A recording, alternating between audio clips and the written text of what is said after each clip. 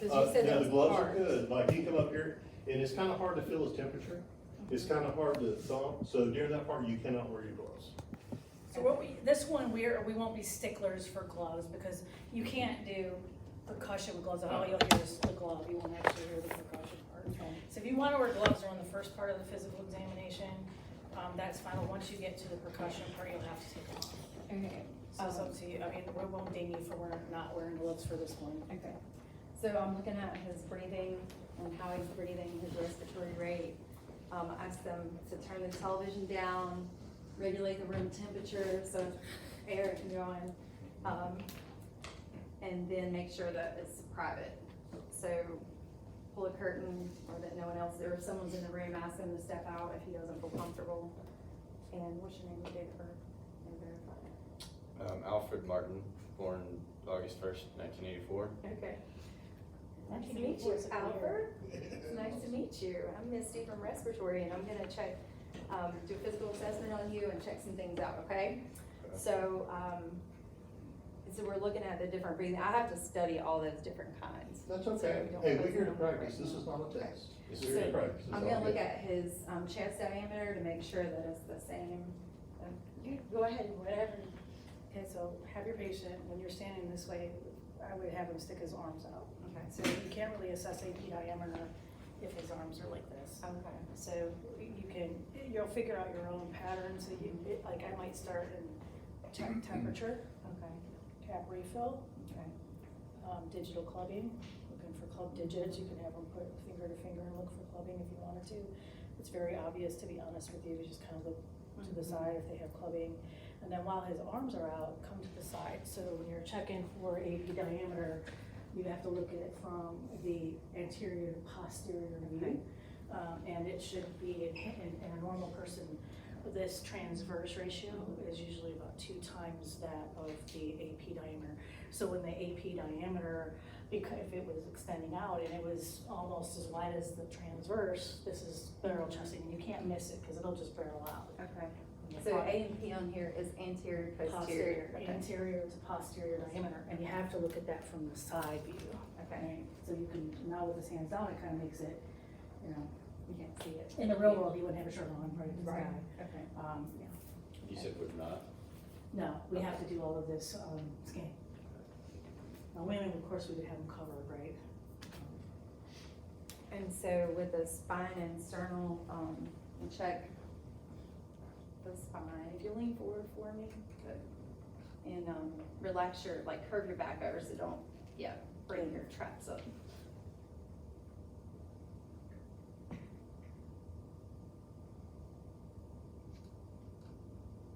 Okay.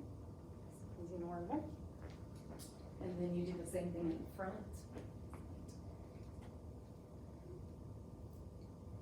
Alright. So here's something that might, so I was telling them too, and I don't mean to interrupt your flow. No, you're fine. But when you're kind of looking up here, you know, since you have you're already in this area and you're checking the sternum, for any like pectus excavatum, any pigeon chest, right, any abnormalities like that, you can go ahead and assess your trachea. Because you're already here, it kind of gives you a visual cue. It doesn't have to be in this specific perfect order. Whatever flow works best for you, as long as you get through all of it, that's all that matters. So you're already here, and this already leads you to here.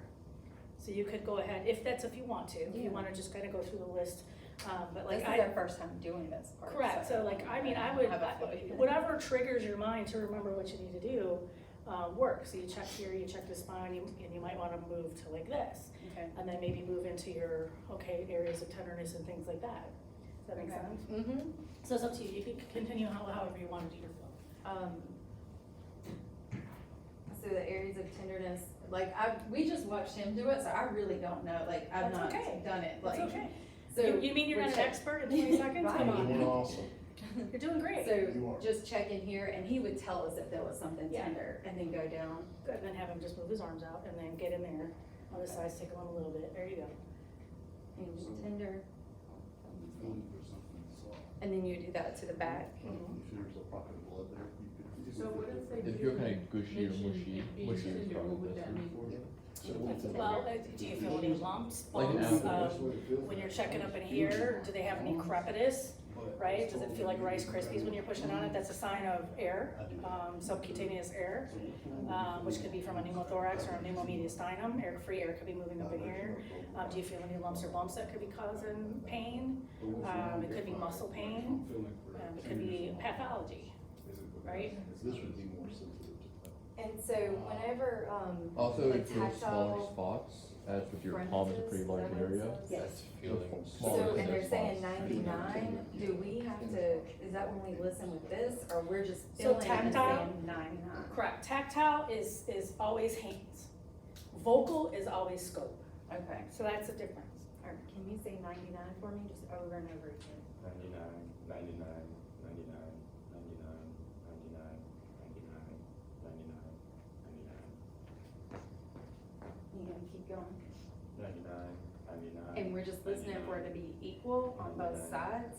Yeah, so with Or the, feeling with for it, what right? tactile from it is, you don't have to have them say anything.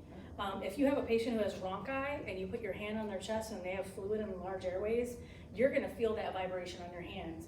So the reason that I have you say the 99, you start at the apices. Go ahead, 99. 99, 99, Slow down. 99. So you're feeling vibration, 99, Okay. right? 99. So equal vibration, and just to give you that sensation of what vibration feels like, you can feel the vibration. So the vibration is something you would feel if they actually had rhonchi, Okay. without voice. 99, 99, 99, 99, 99. Okay, and yeah, you want it to be equal, right? But it's just, the only reason I have you guys do that is to get the sensation of vibration. That's all. And then the same thing with whispering 1, 2, 3. You're gonna whisper 1, 2, 3 for me, okay? And we're just gonna go on the same path as we would listen for breath sounds. Okay. 1, 2, 3, 1, 2.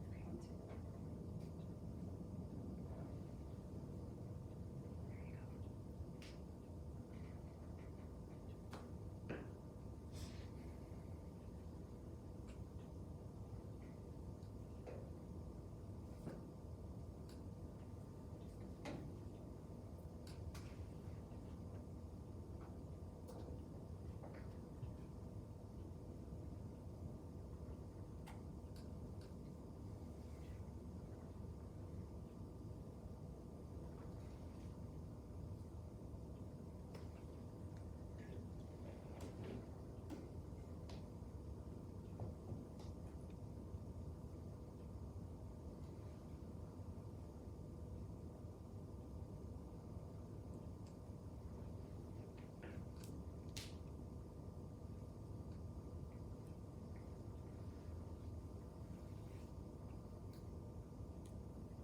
And then you come to the front and do the same thing.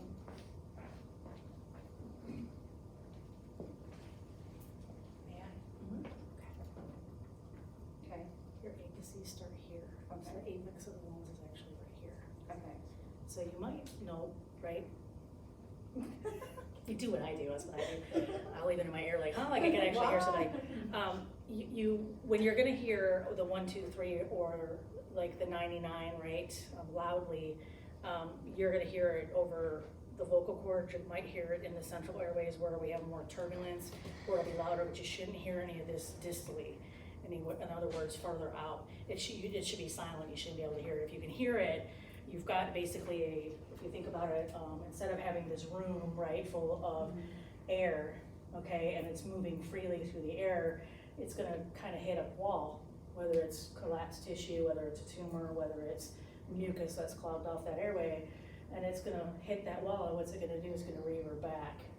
And that's when you're gonna actually hear it in your stethoscope. So you're gonna hear the reverb, and then whatever is blocked distal is where it's gonna be coming from. So downstream somewhere, you've got something blocking airflow. So on his back, I shouldn't have heard him saying, okay, I didn't, so. So the clearer we That's all I hear was the looking at. 99, Let's see. the worse the patient is. So if you hear the 99 and it's not equal, right? So can we do the trip over here? Already took them. So you remember the trip over here, like in here, you would hear good airflow, and in there, you've got more walls and you could hear the reverb. That's kind of what you would hear. So it's almost like a hyper resonant tone.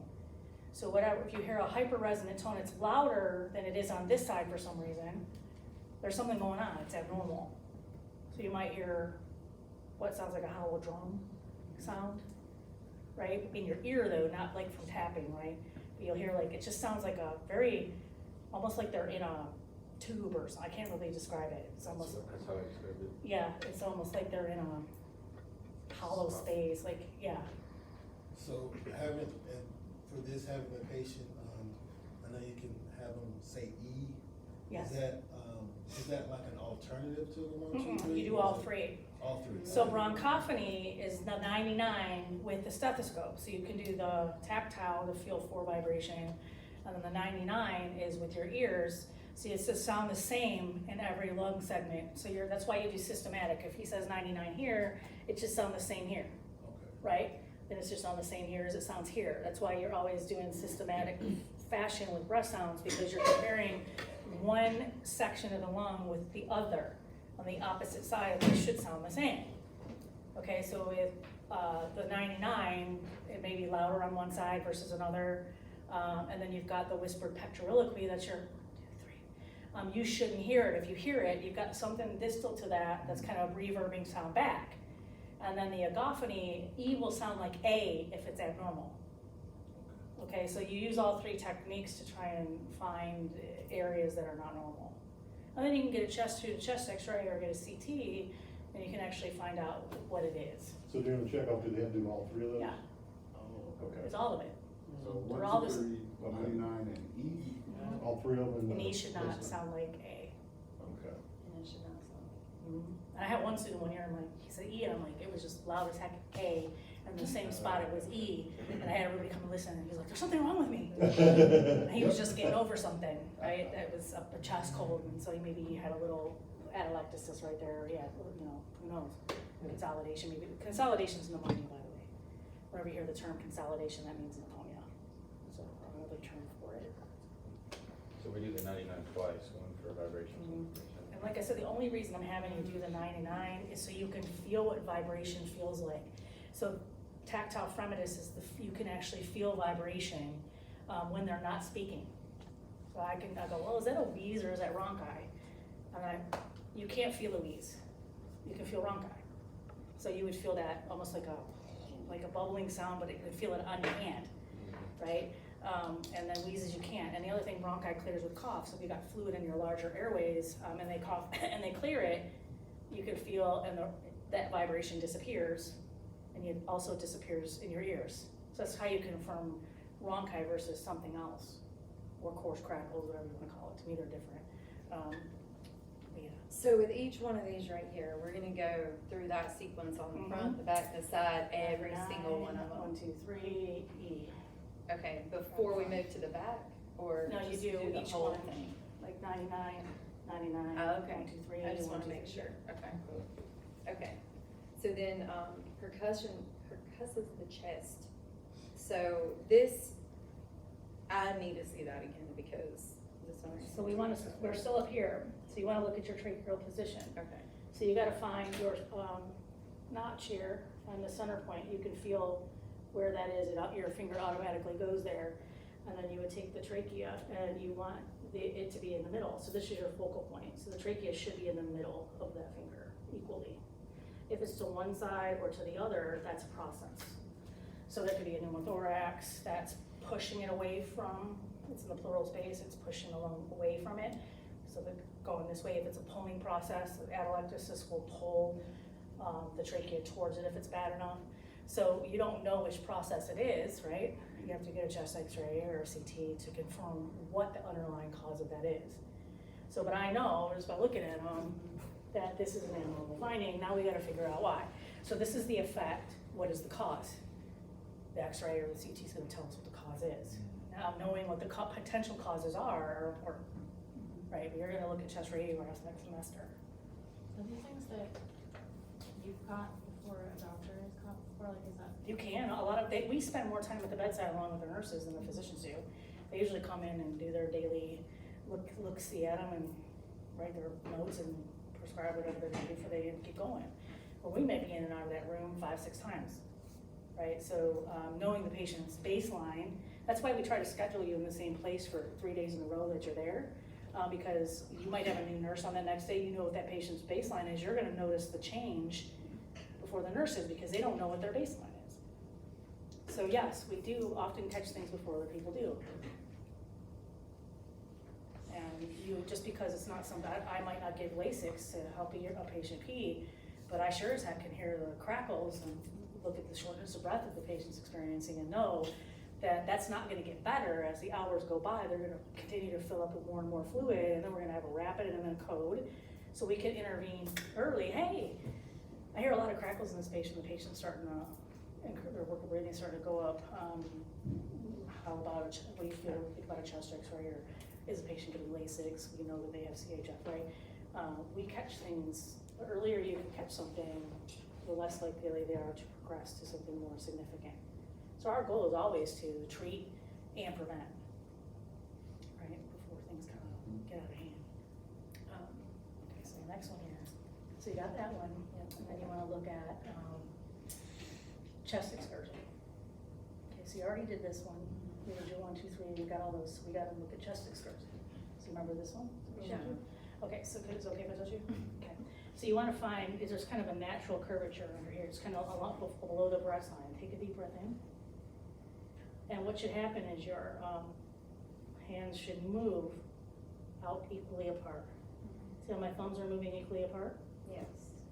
So he's got equal chest excursion. So Okay. why is that important? So if I have my hands on his chest and one side's rising but the other one isn't, that's a problem. Or one side is rising more than the other, you see that? Okay, that can also be a sign of things. So if I have one side moving and the other one's not moving at all, does he have a paralyzed diaphragm over here? Does he have a pneumothorax that's so bad, that it's so full of air that he doesn't have much excursion? Does he have COPD? Or an asthma exacerbation that's so bad that he has so much air trapping that he has very little excursion? But at least they're equal, that's what you're looking for. So when it's unequal, there's something going on in the other lung, right, that's not right. So you check that from the front, and then you would also check it from the back. So there is a very natural groove right here that you could feel. Okay, and go ahead. And you have equal, looking for the spaces to move apart equally. So he has equal chest excursion. So that's why we do that. That tells, there's a lot of things and a lot of information we can gather from using this lost art, shall we say. Okay, so that's chest excursion. Which next one? And then percusses the chest. Okay, so that's symmetrical too, so it's just like when you're listening to your breath sounds. And I tell you, practice on the desk. And you wanna, I always use, go back to my reptiles, think of your fingers as fangs.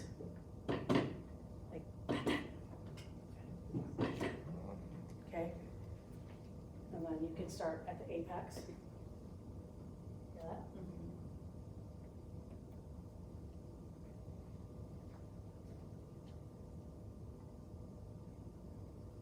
Okay, and then continue down.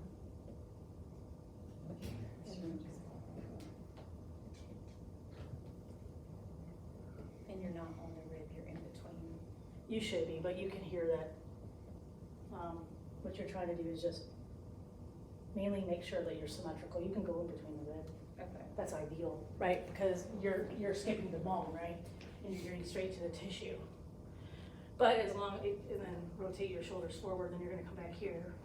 And then you wanna stay away from your bone, right? So if you listen to bone, it's dull. Air, you know, it's louder. Everybody go for it. Bone is dull. So when things are consolidated or solid, they're dull. I can hear that from here. Right? So bone is, so you want to avoid bone. So what you want to do is roll your shoulders forward. You want to maximize the amount of lung tissue that you have to work with to do your check. So you're going to focus on those areas and compare side to side. The more airflow, if you have the more air, the louder the sound. So if things are collapsed and consolidated, they're going to be more dull. Okay? Their pitch is different. Okay? If you go over an organ that's dense versus one that's full of air, right? So air-filled is loud. Bone, or more consolidated, is dense. So if you go over lung fields that are not bone, this one sounds normal, this one sounds dull. There's collapse or consolidation in that area, something abnormal. So you have to look at weight too. I'm chubby, got a little extra, right? I've got more adipose tissue. So if you go over here, that's dull, that's loud. So you also have to look at your patient. His and yours are gonna be louder. Mine are gonna be duller, so you gotta compare dullness and not assume that that's abnormal. If I'm dull here, I should be dull here. Okay, if I'm dull here, then I'm duller here, that's a problem. So you also have to look at how heavy your patient is too, because we have adipose tissue, how muscular, if a guy's really muscular, or a woman's really muscular, we've gotta get through all that tissue too. So it's fat and it's muscle, it's thinness, and then it's heaviness, okay? As to how that patient's gonna sound. So you're gonna know that he's gonna be louder naturally than I am, okay? So you have to take those things into consideration as well. And so, no, and we're learning, because this is a lot. You think? Determine. It's a lot for us too. You said, come in, Carl's like, oh my I God. know. I He ain't was going sweating there. over here earlier when he was, the 3 to 5 centimeters. Okay, so you're gonna Can use you say proper that word technique. for me? That's diaphragmatic excursion. Diaphragmatic. So for this one, go ahead and lean forward. What we're assessing is the diaphragm. So Come on up, when please. you have full exhalation, your diaphragm is up, and it looks like this. You have two lobes to your diaphragm, and when you inhale, the diaphragm descends. If you think about this as being your lung space, as you exhale, air goes out, these are gonna rise. As you inhale, these are gonna flatten out, right? So we're gonna measure from the highest point on exhalation to the lowest point on inspiration, okay? So you don't wanna start up here, right? You wanna start somewhere along the top of the bra line, if you can picture that for a female, which is probably right along where this edge is here. Okay, so we're gonna start here. So what I want you to do is take a deep breath in, blow all your air out and hold. You ready? Big deep breath in, blow all your air out and hold.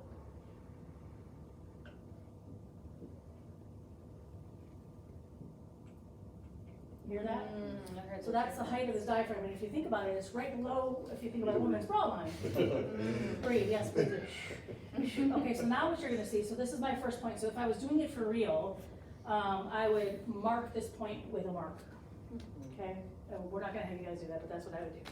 But for good reason, we can see that it's still right about where his scapula's end, right about here. Okay, so now you're gonna take a deep breath in and hold, ready? Big deep breath in and hold, watch, it's gonna get loud.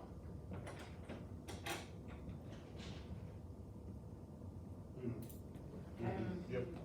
So if I look at this point to this point, I would take a tape measure and mark that. I would take a tape measure, and that needs to be 3 to 5 centimeters.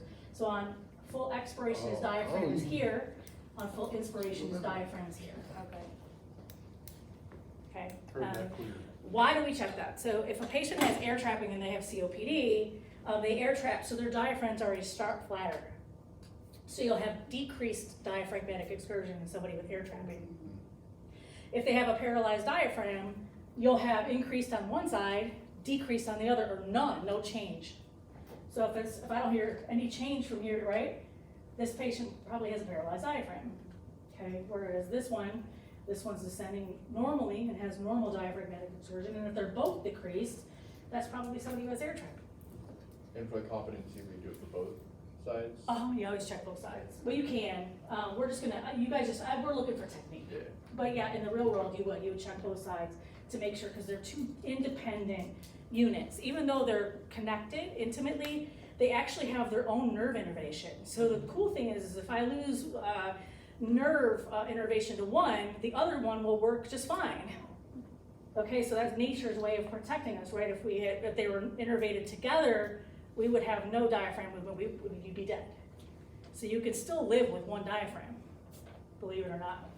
And what you'll see is they're really cupped on x-ray, where someone else's would be normal, and they kind of move like this. Okay, and this guy just wouldn't move. So there would be no diaphragmatic excursion here, and then this one would be normal. Or you would have decreased, let's say this is normal. This one would be, their baseline would be lower, so they would not have as much movement. So we're doing percussion twice on Yeah, one one throughout to- the body and then one to- to locate the diaphragm? One just to differentiate, make sure all these areas sound the same. And then this one just checks the diaphragm. I feel like I'm having a hard time hearing it. Yeah. Yeah, Get it? Can we just do the pattern of the Go breath again. sounds? yeah, same pattern. So I'll be real quiet.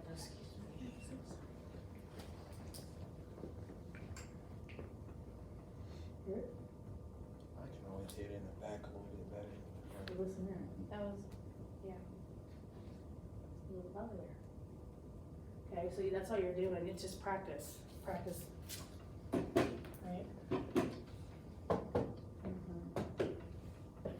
Here's all these things have different sounds, right?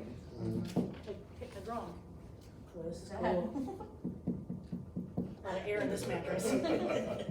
Right, so solids are gonna be more dull. Air.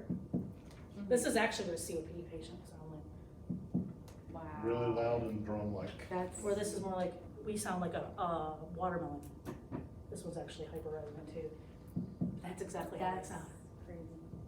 Whereas he would sound like, right, we sound more like a hollow watermelon. So tap on different things and you, what air it has. It's really dull, a lot of air in that one. So Yeah. first you gotta get your technique down. And like I said, like, who's got more of a tighter shirt? You come on. I'm a bigger guy. That's okay, let's see, turn around. Let's see what we hear. Here.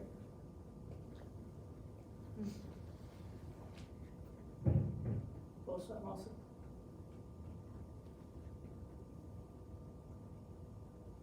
Right? I'm just comparing one to the other. They should sound symmetrical. Okay? Dull, collapse, something's in there, it's like more solid, and then if it's louder, there's more air. Okay. It is a lot. You guys should have seen, did Jack go, it's a lot earlier? It's a lot, guys, it's a lot. It is, but if you think about it and you understand why, right? Well, why are we doing this? Well, I'm checking this because it's gonna tell me a lot of information. Okay, if I have a patient who's got a pneumo, we suspect he has a pneumo, but I don't have a chest x-ray yet, and I sit him up, where's my air gonna go? It's gonna rise. If he's on his back, it's gonna kind of diffuse this way. If he's on the side, it's gonna move to this lung. And if he's sitting up and I hear really loud on this side and nothing over here, I could tell which side my pneumo's on. Okay, so there's reasons why we would use it. Okay, and doctors, you'll see them.